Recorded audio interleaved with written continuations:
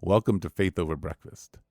You are listening to a podcast by Pastor Eric Siepen and Pastor Andy Littleton. If you enjoy Faith Over Breakfast, we encourage you to rate it on the Apple Podcast app, on Spotify, or Google Play. Thank you and enjoy the podcast.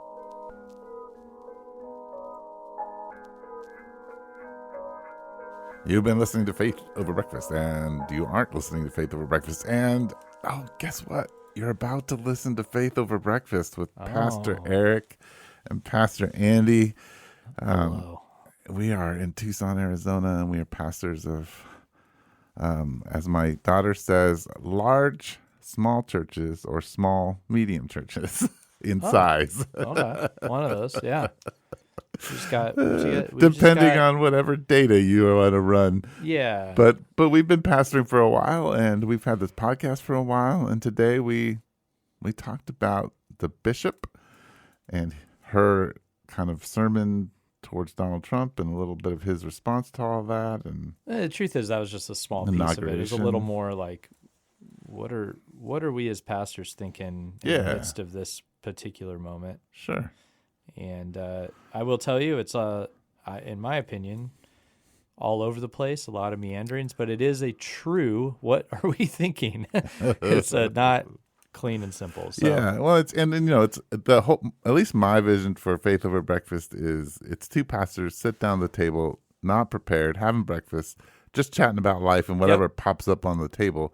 And I don't know if you've ever been at a coffee shop and you hear like an interesting conversation that wafts through every so often, and I've even heard other pastors having them. Yeah, and you're trying to focus on the guy in front of you or the girl in front of you, and all of a sudden you're just so distracted because that conversation wafts in. Well, we hope we're that conversation. That's right. Yeah, and also I just want to quick say thank you to Sherry Willett for supporting us. Oh, thanks, on a monthly basis now, and so I would just like to say, hey, shout out to you, and also we love it when people support us and become a subscriber. It's real easy, $3, $5, or $10 monthly. Just don't have that one burrito. That's all you got to do. One burrito just for Faith Over Breakfast so Andy and I can talk at each other and you can listen. I saw a couple guys splitting a burrito today. What a great way to support a podcast. Just split a burrito with somebody. There you go. And then support us. Support us. That's our new tagline, Faith Over Breakfast, split a burrito and support us. Yeah, split and support. All right. Enjoy the podcast. Yeah, thanks.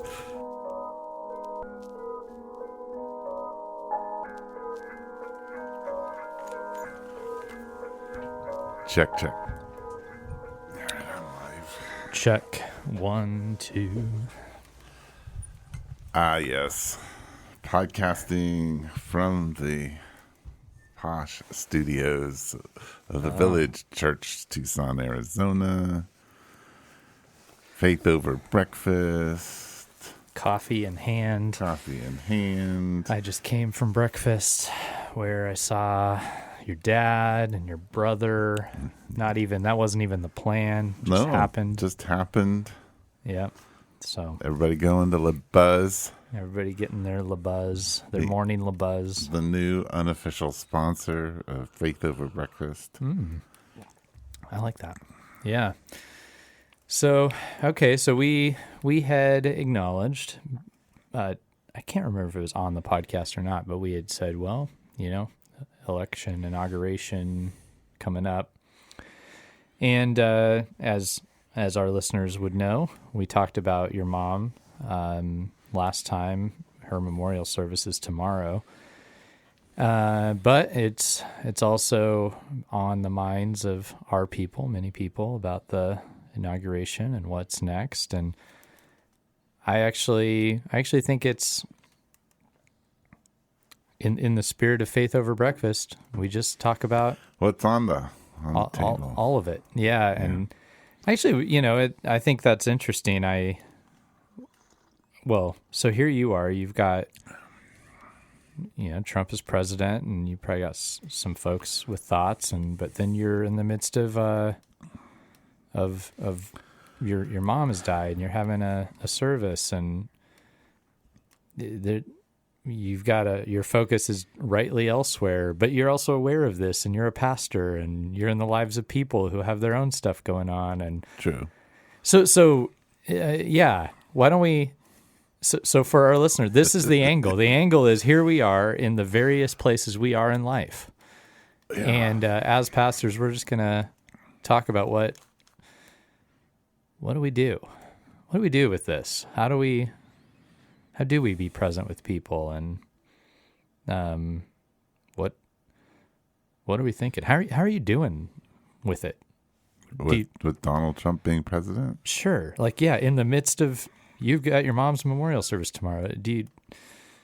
What does it even mean to you? Well, you sent me the bishop thing. I didn't watch the inauguration, and I didn't see that. Yeah. I had other things on my brain.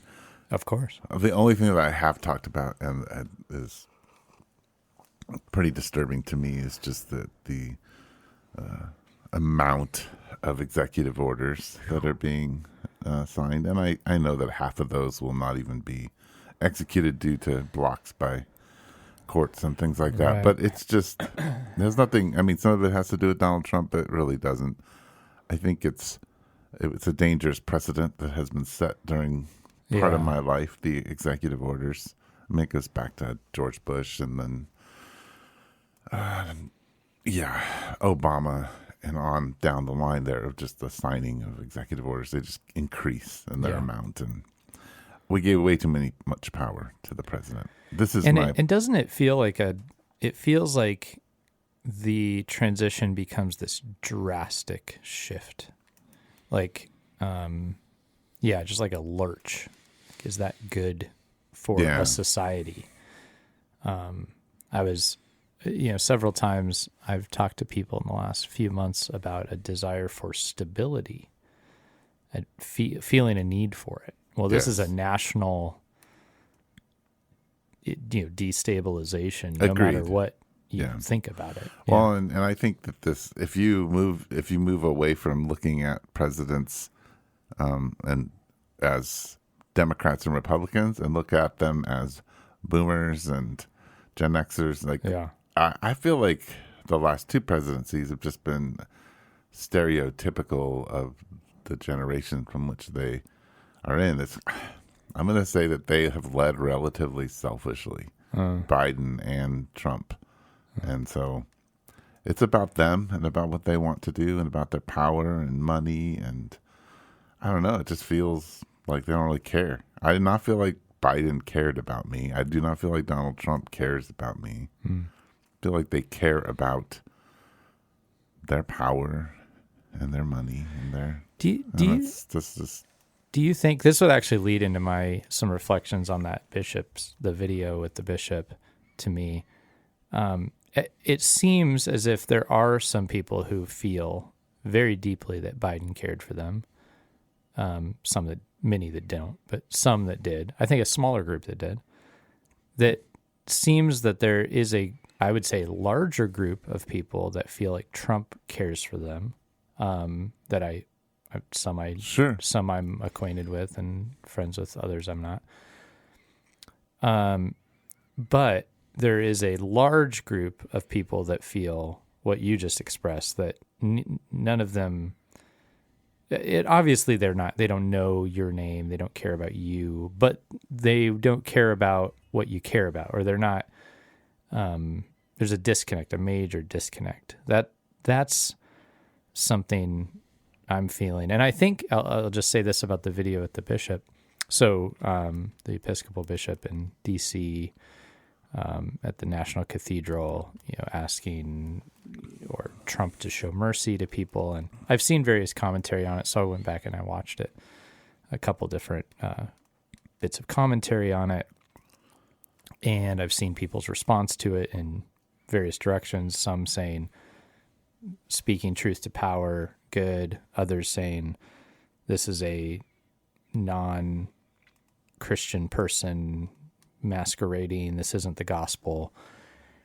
And I watched it and I went, I don't relate to any of it in a weird way. Like what she was saying? Well, no. I mean, here's the thing, like, so there were other, ministers and Christians that prayed for Trump. There were versions of it, and I thought these just feel like the polar edges of our society with a Christian, element. It felt like this felt like our society dressed up, in one direction or the other, and they felt like very similar to me. So I saw a critique of the bishop that it wasn't a gospel preaching person, but then but I've seen critiques of the others that they were not, taking the Sermon on the Mount seriously. And in a way I thought, I could see all of that. It seems like just as our society has its trajectories that seem to like overlook the other group and just really define themselves as antagonists of the other group, this felt like the religious edition of that, where it was, I'm going to put an emphasis on one side and not the other, and the other side doing the exact same thing in a different direction. It didn't feel to me that any of them were asking the question of like, what does it mean to know the Son of God and Jesus Christ? And I didn't feel like that was really one of the options presented. No. So I didn't see and I'm not asking that question perfectly, but that feels like the quest of our church. I just didn't see our church there. Right. I didn't say we're one of those. I thought, no, we're not. That's a different thing going on. Yeah, and I didn't see the other side. I just simply saw her thing, and it felt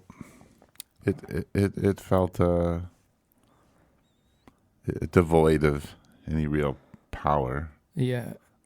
But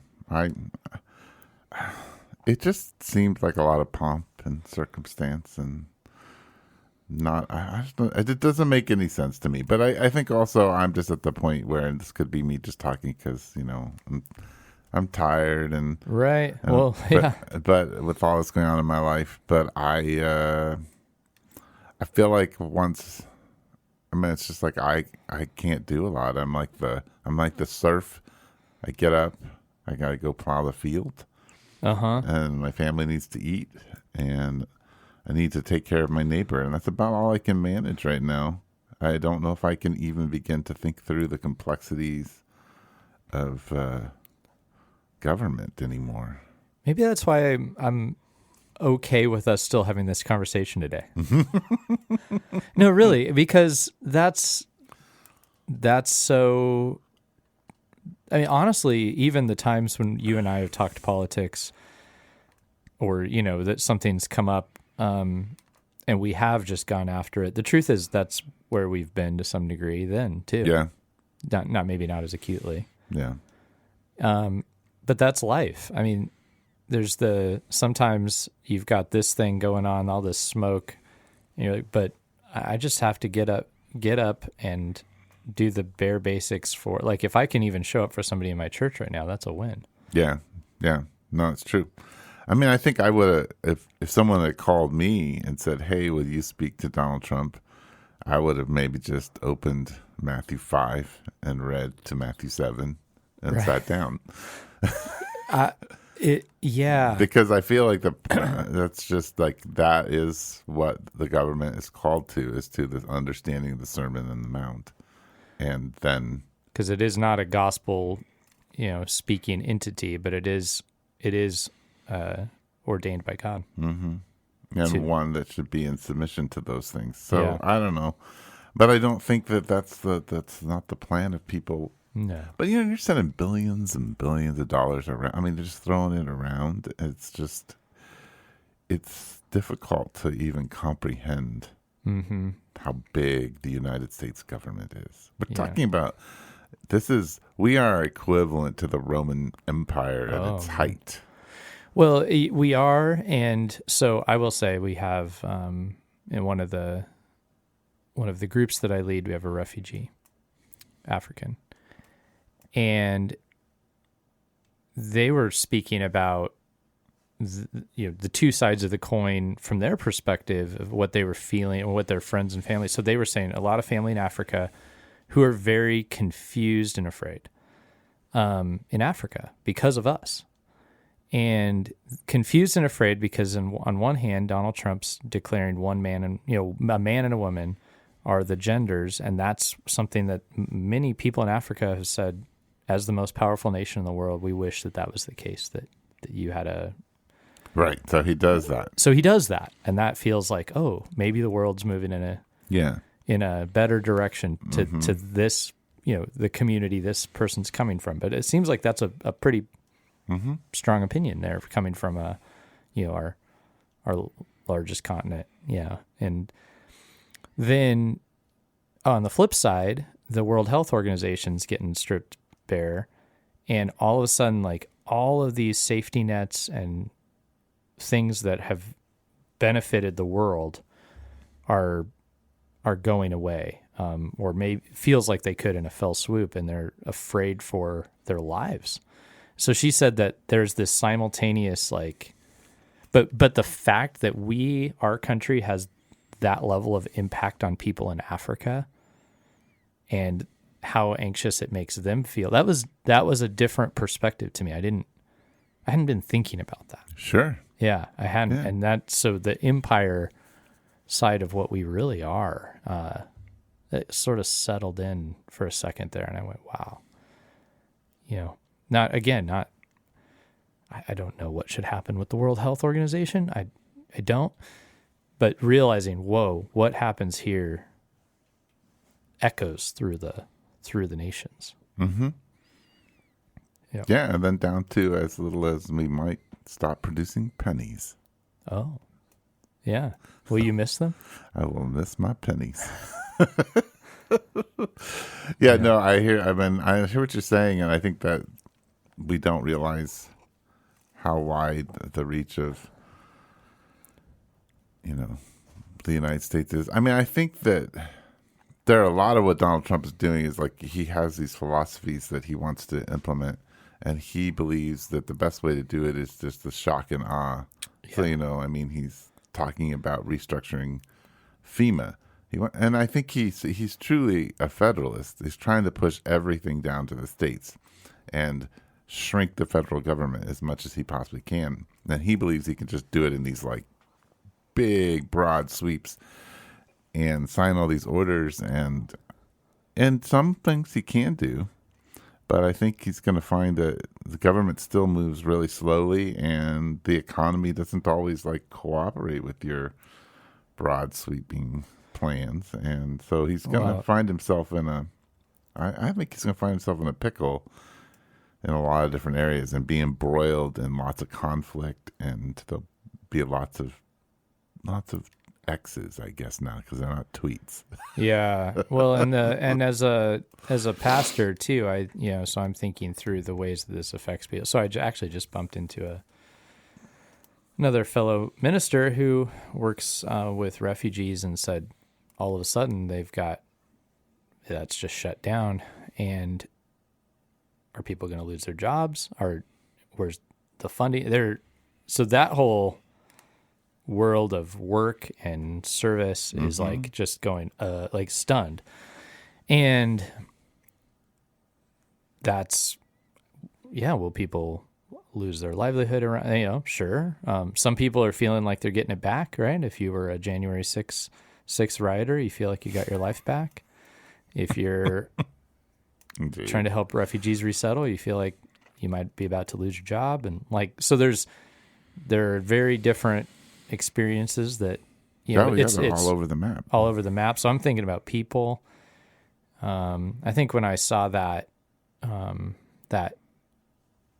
service, I was just thinking, and this is just, frankly, I'll just be kind of honest as a minister, the public portrayal of my faith matters to me, how it comes across. And when I saw that, I thought about the whole day. I thought about the inauguration. I thought about the versions of Christianity and that day and the next day that were portrayed. And I thought, this is so confusing. Like, this is really, really confusing for people trying to process this as Americans. I'm thinking of Americans specifically. There's the watching world too, but going, so what is it? You know? And how many people do you think actually watched it though? I think a good number watched it. I think a lot of people I know watched it. Maybe 1 million people, 2 million people. Oh gosh, I would think way more than that. I don't think that many people watched it. Yeah. I mean, well, there's watching it, and this is the other thing, and this is a little bit of how getting clips. The clips. And that's what I'm actually like, that's how it came to me, right? I wasn't just sitting there watching the service. Right. But it's the clips. And then for me, because I'm interested in Christianity and how it's portrayed and how it affects people, I'm like, oh, I probably should know what happened there. I go and try to watch a longer form version of it best I can. So I'm thinking about the ways that we're, and yeah, the clips, and people are seeing all of these different versions, and that matters to me, so I obviously can't control it, but I think about the way that Jesus is portrayed. And I want to trust him with that process. Sure. But I will say as a pastor, I think, man, this is so confusing to people. And just, I'm saddened by it. I'm just saddened by it. Not that because I don't think one of these political groups that we see dressed up is Jesus. I don't think one of them is, one of them isn't. I think they are both dressed up. Yeah. Yeah. Oh, no, neither of these groups are Jesus. I mean, I think there are people who love Jesus in them. I think, I would say I think there is a sincere desire to follow Jesus within both of them. I view it like I view the disciples. This imagery has been helpful to me, where there are disciples behind Jesus that have their different ways of doing things, and Jesus is always teaching them, correcting them. Yeah. And I think we're seeing disciples or would-be disciples, and some who are not disciples. But it's not, that isn't Jesus himself, and they don't capture all of it. But to my friends and neighbors, it feels like this is a severed faith that just doesn't see it. And they're just fighting with each other. Yeah, I guess I don't know. For me, so it's pretty clear from the first, I mean, you can see it in the first 100 years of the church that things became very tribal. Yeah. Now we live in a culture where there isn't a unifying story. And so even within Christianity, like there are different stories, and when it comes to Christianity is attached to those stories, and politics, and your political affiliations sometimes are very much connected to that, and other times are not. But I'm like, look, all I have is the story that I know to be true, and the story of how Jesus impacted me. And yeah, the village is a tribe. Mission is a tribe. We all then kind of filter out to belonging to different tribes, and people don't understand it even before all of this, because there's hundreds of denominations. The Protestant church has a lot of denominations in it, so people are always saying different things and having different. Yeah. But I think like my opportunity as a pastor is like, okay, well, you have a perception of a pastor based on, or a Christian based on the news, but also based on all the Christians that you've ever interacted with. If you're not a follower of Jesus, that builds a sort of persona for that. Maybe to me, in an age in which many of our relationships are actually pretty, or we think that we're in relationship with people because we see them in the media. Mm-hmm. Maybe that's part of what I lament here, is that there's less of Jesus is known through knowing his people, and more of it is seen by, or is assumed by, experiencing people in the media. Yeah. Well, and I think everything's really catered to you. So I didn't get any of the Bishop things in my YouTube feed. Very, very much catered. Yeah. And I think so, like, for instance, if you're somebody who went and let's say you clicked on 5 Jordan Peterson interviews, you're going to get this very, alt world, but you're also going to get all these, celebrities becoming Christians, and you're going to see that kind of world. Plus you'll get sort of a more conservative politics.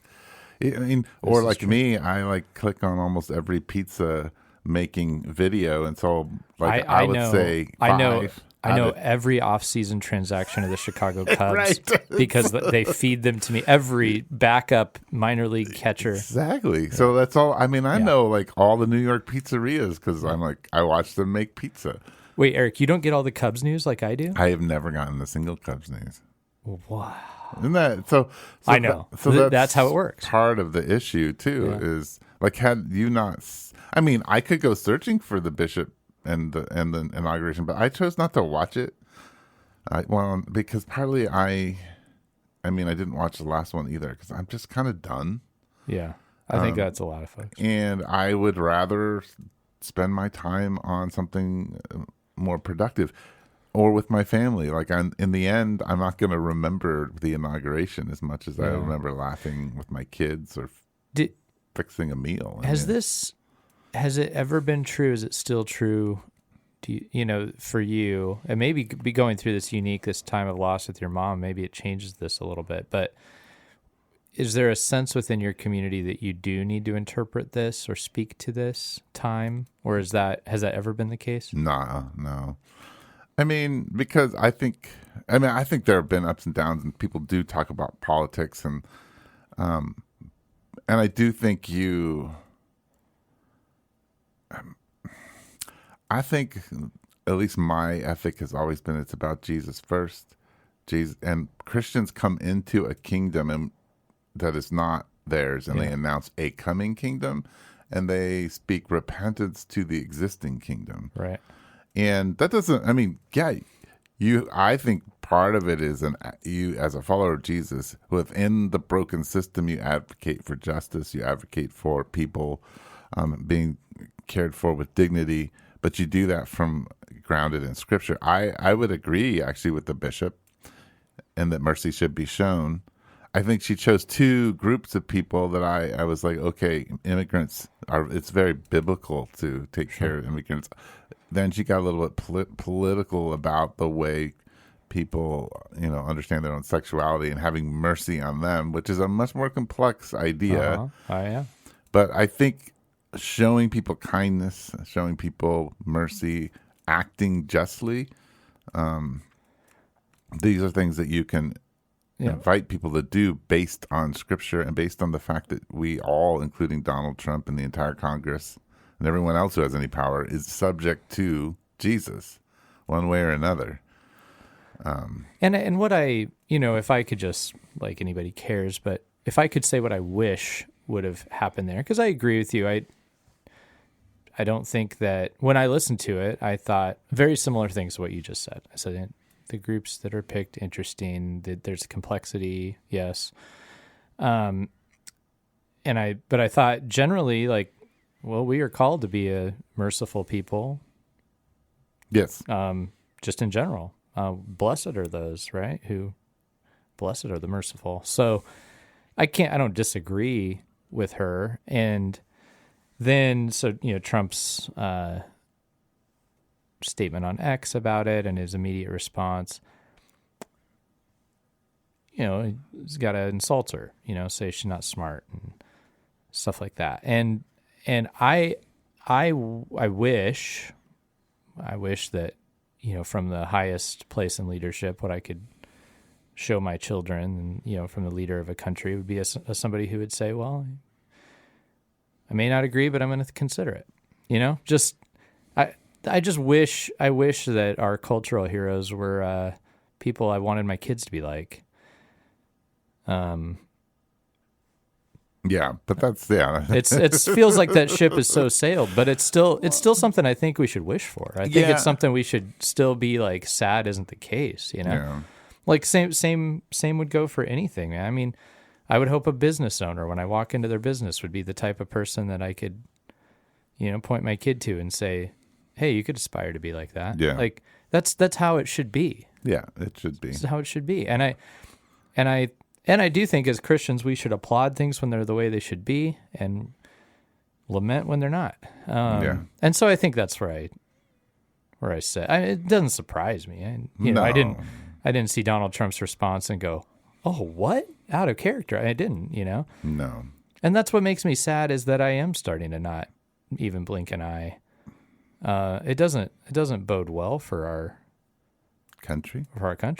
Yeah, regardless of how you culture. feel about Donald Trump's politics, I think that I said I would read the Sermon on the Mount, but I would be more likely to read later in Matthew about what it looks like to be a leader and being the least of these and serving, and that true power comes not from dominating like the leaders of the Romans and it's to serve and to lift up. And I think that's a big part of, sure, Donald Trump could have listened to that and said, you know what, there's some good points here. She's obviously didn't ground it in scripture. And if I need to tweet something, I could have said, she had some good points, but it would have been really handy if she had really spoke out of scripture, and here's why. Right. And I am going to think about being merciful. Okay. And humble in the way I lead this country. Now, unfortunately, as we know, that tweet goes nowhere. That thing gets buried under everybody's algorithm because it's not. It's the president. His should get something. No, it doesn't, because the humility doesn't. Or X, not tweet, but humility by nature, and even I think the algorithms know, doesn't get attention. That's what it is, and backlash does. Yes, and the more, if you reading in Proverbs what the wise person does, the more wise you are, the less social media works for you. Oh, I agree. And so we consumers drive that because we feast on foolishness. Yeah. So as we feast on foolishness, those who we hear the most and follow the most will be the fools. Yeah. I think there are a group of people out there who are building, because we're so tribal, there is a social media world where, there is sort of maybe a more upright way of living that gets attention, but it's just not going to get mass attention. Yeah. Yeah, every once in a while I'll stumble on some conversation, on a podcast or whatever, and I go, "This is rich stuff." Yeah, I had never heard of this in my life, and probably never see it again. Yeah, there are such good conversations, so much wisdom, so much thoughtfulness, so much faithful biblical exegesis. I sat down. I went to actually it was a gospel coalition gathering on strength and weakness out of 2 Corinthians. On Tuesday, meaningful thoughts about what the presence of Jesus, how as he tabernacles with us in the book of John, so it is true when we are weak and when we lead out of our weakness, that he actually is that present in our midst. And incredible. So full of depth and meaning and truth, but it's not. Yeah, there's a reason people saying that aren't becoming president. It's not what we're. It's not what we consume. Yeah, and again, I don't even know if we're called to that, but maybe we are. I feel so. Called to. What do you mean, to be president? Oh, sure. Maybe we are. I don't know. Well, I don't. Well, whether we are or not, the type of person we will hear. Yes. Is not going to be saying that in our. Yeah. Right. So I guess the question is, I think times, regardless of the president, over the last 8 to 10 years, times are uncertain, and they are getting more uncertain. And when they're uncertain, you run to people who exhibit certainty. Yes. That was my takeaway from the inauguration. Even my wife said, I understand. There's a real power in what he's sure. Yeah. He is sure. Yeah. And that is a comfort to the anxious. It is. And if you're afraid, like you want somebody who's sure. I get it. I get it. Yeah. Well, and I mean, but we live in this fractured world, and so regardless of like who is the ruler, the surety is though that Jesus sits on the throne, and that you and I are called to take one step forward and love our neighbor, and really think about that with some deep intention. And I can't do anything else. If somebody asks me, what do I think about all this stuff? I say, well, it's not in line with Jesus in a lot of ways. Right. And that's all I can say. And then and each person, based on their circumstances, is called to engage, I would say, politically in different ways. Yeah. Right? And in different capacities.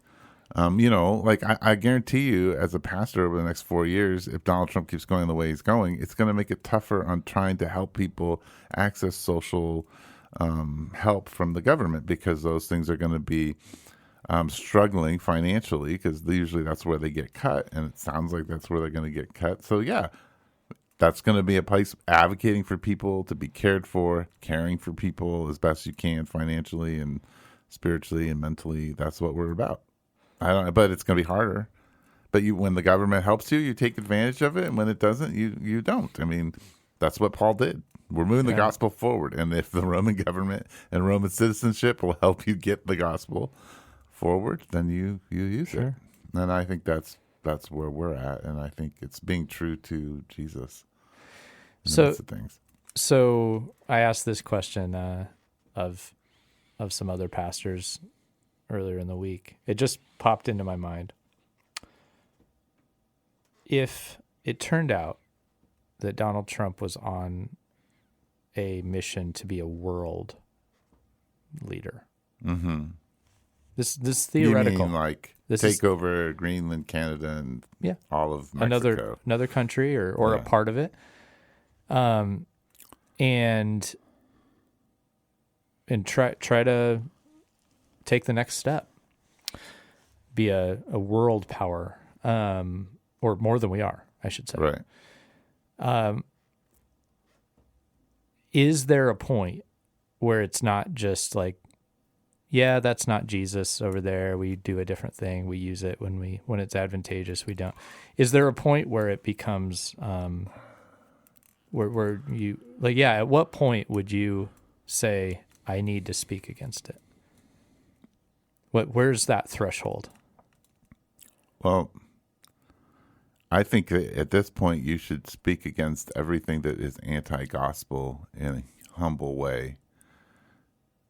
Anyway. Yeah. So you've got to, some of that becomes difficult in a culture where you vote. Yeah. And and it's a two-party system where you vote for a person that's going to hold both gospel and non-gospel positions. Right. When you begin to, I think it falls away when you define gospel though, really quick, for you when you say that. Jesus died for your sins. So when I think of gospel, it always is in multiple levels. So I think first, obviously, yes, it's Jesus' story, and that his fully God, fully man, walked a life I could not walk, lived a life I could not live, died a death I could not die for me, in order that I might have life. Yep. That's the shortened version of the story. But then, yes, but out of that, when embraced, I have an identity and a calling. So I'm a priest in the world. And that story must flow from the idea that there is, in fact, a God who created all things and is the king. Yes. Yeah. Yeah. So when I look at parties, a lot of times I'm like, well, you do hold, but that third part of the gospel to me is like Micah 6:8 and any other, like the Shema, whatever it is. Do justice, live humbly. Yeah. Walk humbly with love your God. mercy. Love mercy. Walk humbly with your God. So when you see those things not happening, and your job may not be to spend all day on Twitter saying no, shouldn't do that, but when you're confronted with it in your life, you speak about it. You should be able to filter it and say, that's not of that kingdom. Right. Yeah. But and whether, like you said, whether you're taking to social, I would suggest that's a very powerless way to do it, or it feels powerful, but it's not. But if you're in a conversation, you're teaching your children, your neighbor, wants to talk about it, you should be able to say, well, that's not of the kingdom. But let's just say, I mean, you can any number of things. Like I think if when you're talking about the civil rights movement, there are things that we're called to engage in when the country decides, and this is where the hard part becomes when you are not in a dictatorship, right? When you're in a democracy. But when the government gets to the point where it's doing things collectively that are violent against people who did not invite violence, or it's discriminating against people who did not invite discrimination, right? I mean, they're not. And some people are saying we're there. Yes, but see, in a democracy, we're in that argument. Yeah, but and that is a complicated part. But when your question is, he wants to become a world power, so he takes all the power, his tanks, the planes, and he decides to invade Canada. Then now you've said, this whole corporate government has said we are going to take something that is not ours. Right. That I can clearly say in the gospel, that's not, we can't do that. I can't be part of that. And it's clear because all of a sudden the government became a single entity with a single, without any other views. It's taking Canada, right? And you can give, Canada did this or Canada did that. But if Canada's had no aggression, right, they're not flying planes over and bombing our cities. They're just, doing the normal thing, then yeah. We watched this play out in the world. This isn't unthinkable. Right, it's Russia happening. Rolled into Ukraine. And they framed it in a way that they tried, yeah. That they deserved it because this is rightfully ours. Yes. And, yeah. So I mean, yeah, it's still. So for me, that I mean, and I mean, you're not giving me a lot of time to work this out, but I think I would not just speak against it. I would say, okay, I need to be part of a movement that says we can't do this. So I would be encouraging the people in my church who are military just to actually step into a place where they're not going to they're going to say, I can't do that. I'm going to walk away from the military. I'll take the consequences. Yeah. Like when we begin to say, we can't go take other people's land. It's not our land. That's a David and, Bathsheba kind of move. This is not something. Yeah.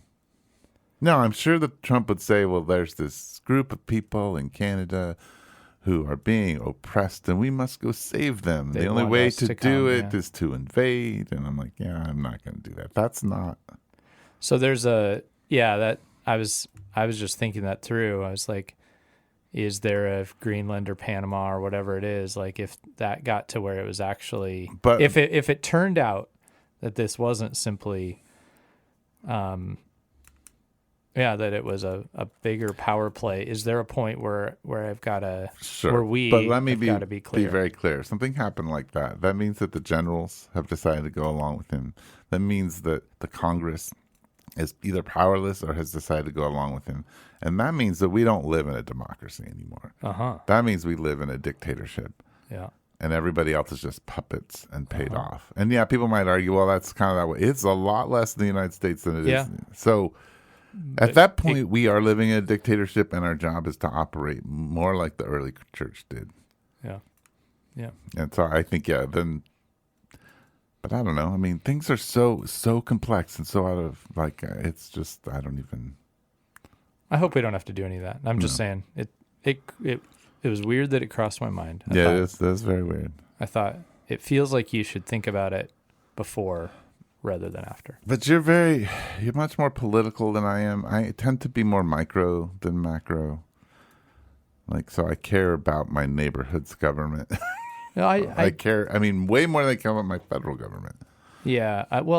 There's so much I don't understand. I don't know how to care for it well because it's not. I can't know all the things. I don't know all the ins and outs. There's too much to know. I don't know any of this stuff. Like when I hear about all the executive orders, I'm like, I don't know.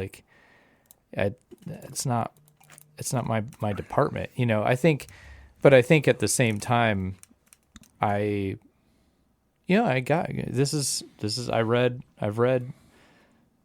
read church history, right? I think that's what it is. I've read church history. I know this happens. It's happened many times and the church has to grapple with it. And almost every single time there's a subset of the church that goes along with the leader, and there's a subset of the church that abstains. I can't think of one time when the one that went along with the leader was being faithful. Interestingly, can't think of one. It's usually the church that ends up being persecuted that's the faithful part. I've just read church history. Yeah, and I mean you've read, and I think that like it's just there's church history pre and post Constantine, and I have a different opinion than most scholars on Constantine, but especially the more recent reactionary that Constantine is, the destruction of things of the church, and Sure. and created it as molded it to the state and all that kind of stuff. But But it's always all the things going yes, on. but Yeah. Christianity wasn't in post Constantine. You have Christianity with power. Pre Constantine, you have Christianity without power. And you also have it more divided and not necessarily all like connected because they don't have internet. So people are developing and growing and understanding who Jesus is very separate from one another, and then coming together in some councils. And those councils take forever because you travel and you got to, But I'm talking about like even pre-Reformation, where you could say you've got the church is in power in the Dark Ages, but there are good church historians who've traced that there's a group of Christians that exist and are almost they almost pop out of nowhere, where you go, where did they even come from? Who practiced in a way where they said we're not going to be under a pontiff who claims faith but doesn't know the power thereof. We're not going to do it. But they became so obscure, but then they end up, influencing the likes of Jan Hus and such, and it returns, and you go, whoa, where did that come? But then that version ends up getting, you could look at, and then once it gets in power, the same thing seems to happen again. And even the splintering of denominations that's created our situation was the reaction to that version getting in power. Sure. It feels like so easily corruptible, but there's always this group that exists within it. And that just feels very like the remnant of Israel, and it feels very similar to me. Yeah, I would agree. I think the thing for me is that the Spirit went forth, and the Spirit fills the earth, and we live in the age of the Spirit, and it's hard to stop the flow of the Spirit. Yeah. Persecution happens. Yeah, people, but man, China can't stamp out. No, Christianity. Iran can't. There's more. It's one of the fastest growing churches in the world right now. Is the underground Iranian church. Well, and that's, I guess, even what I'm saying is I agree with that, and I'm saying like in our day, like right now, the versions of Christianity that look like the culture are still in power. The fact that our inauguration has all of this religious stuff going on, and then they go to the National Cathedral to hear the bishop after is still. There's a bunch of it baked in at that level, Sure. But these other nations you're talking about actually have like a very faithful church. In fact, maybe the one that we should be looking to. Mm-hmm. Really, we should probably be looking to them, Right? because they know what it means to follow Jesus without those vestiges. Again, with the church history thing, it feels like once, like our position is one in which our cultural Christianity is going to crumble. Mm-hmm. That we're at that point if history repeats itself. So here's a question I have for you, just to make a left turn, is what do you do at Mission that is culturally Christian that would need to change? To address the things that are going on in the world. Okay. Like how is Mission Church, how have you still part of that cultural Christian world? Yeah. I mean, that's because if you're going to be like these things, these are the questions you got to ask, I think. Well, I mean, one very simple thing would be like we still have a lot of, governmental support We would have to choose to exist without it. So there's no... So like the tax deduction. All that, yeah, and the fact that like, yeah, all that if everything we did was taxed, and that would it'd be far less, advantageous to be a minister. That's for sure.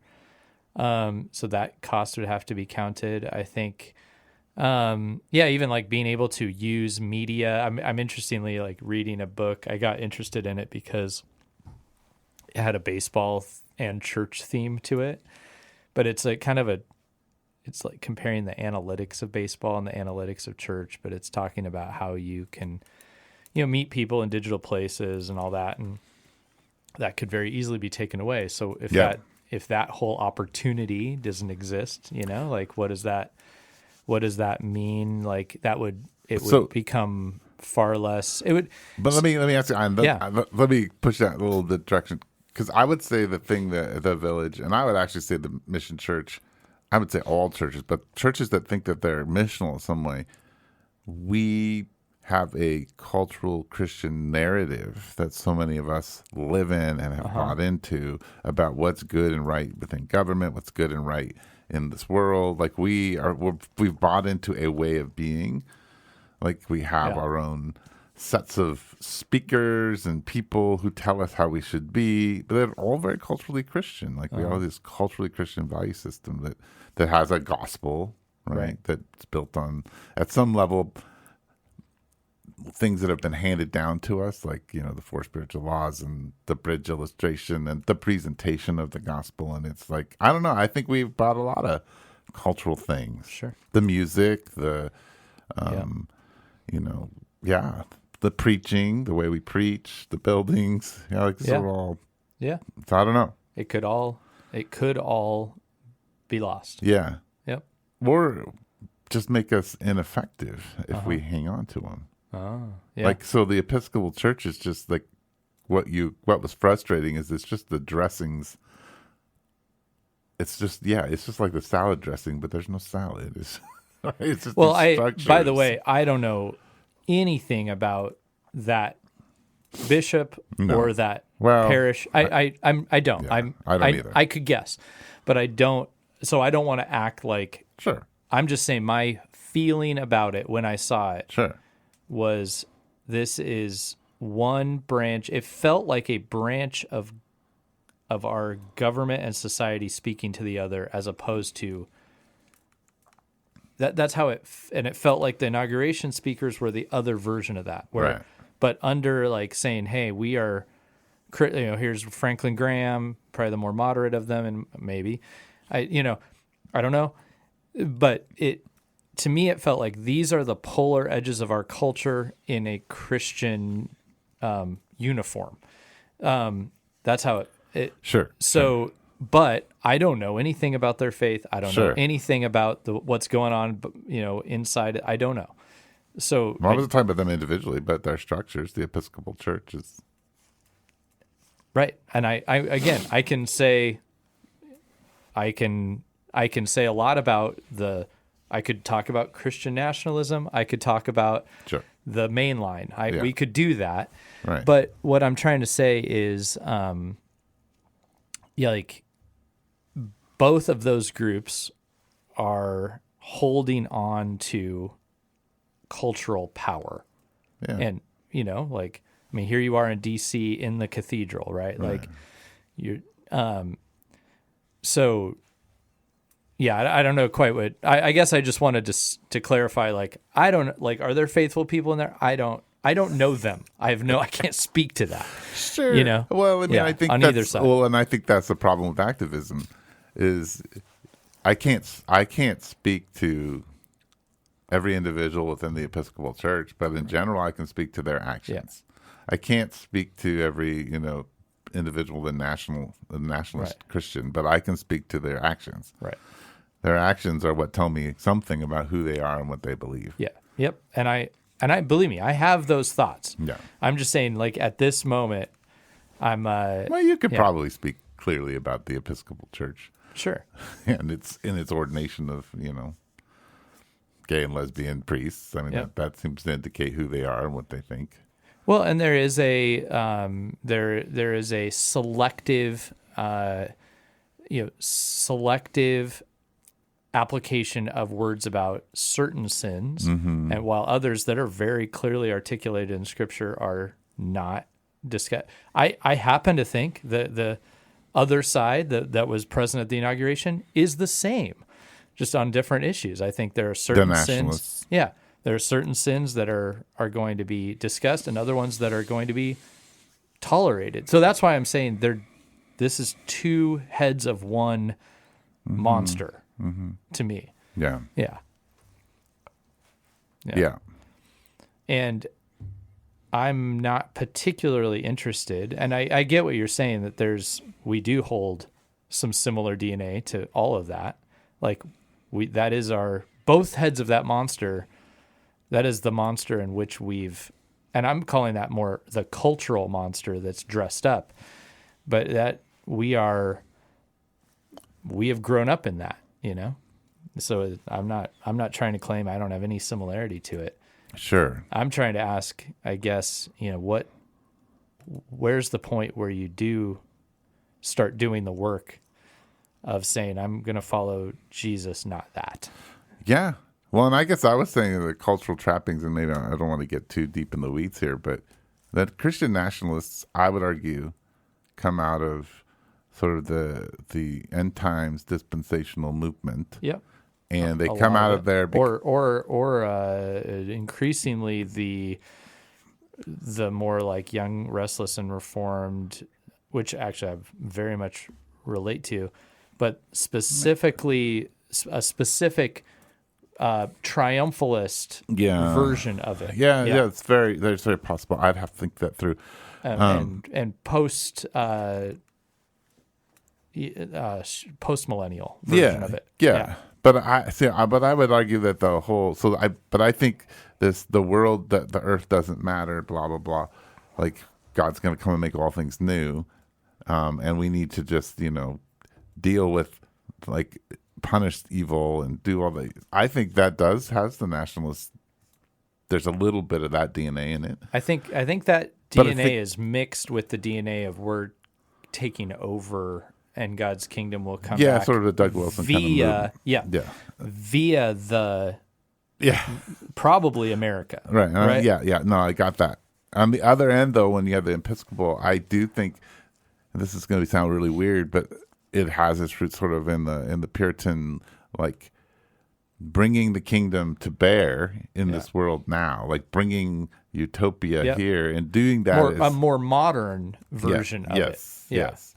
And so I think versions of theologies that weren't actually gospel theology. Right.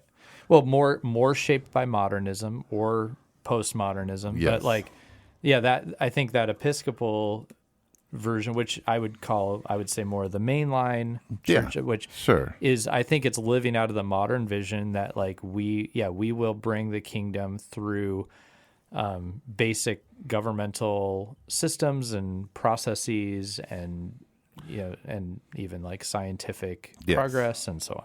Yeah. Anyway, well, I don't want to get us lost in the weeds here. Yeah. And I need to get going, but we figured it out. I have no idea what this podcast was about, but it was great. This is a true faith over breakfast. This is goodness, wow. I'm almost done with my coffee. Yeah, I finished mine. Hey, this was fun. Good. And I'll see you tomorrow at your mom's service. Yeah. Thank you. Yep. Thanks everybody for tuning in, and we do hope you know that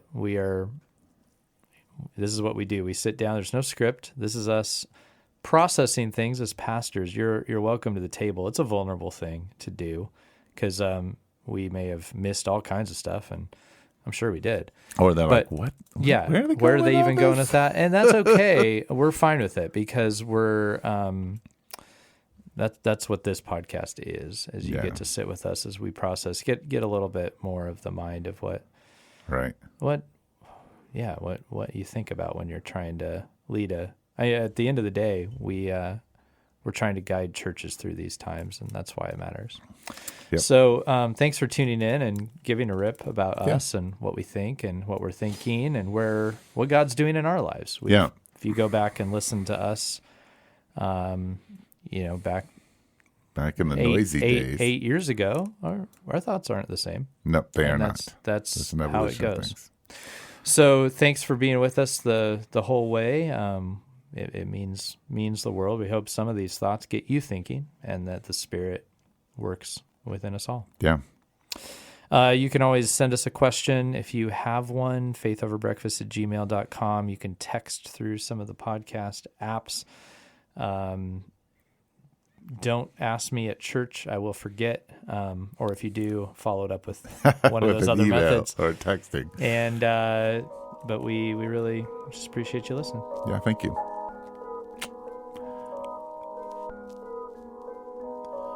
You've been listening to Faith Over Breakfast with Pastor Eric Siepen and Pastor Andy Littleton. Please share us on Instagram, Twitter, and Facebook. Thank you.